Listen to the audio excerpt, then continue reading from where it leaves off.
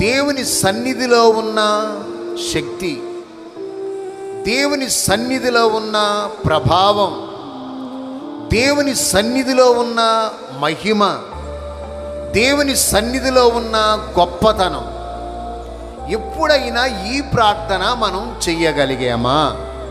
ఏమని? దేవా, నీ సన్నిధిలో నుండి నన్ను త్రోసివేయబాకయ్యా.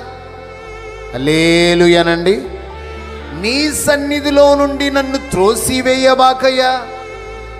ఈ ప్రార్థన ఎవరైతే చేస్తారో వారు సన్నిధిలో ఉన్న గొప్పతనమైన, సన్నిధిలో ఉన్న సంతోషమైన, సన్నిధిలో ఉన్న ప్రభావమునైనా, సన్నిధిలో ఉన్న పవిత్రతనైనా అనుభవించగలుగుతారు.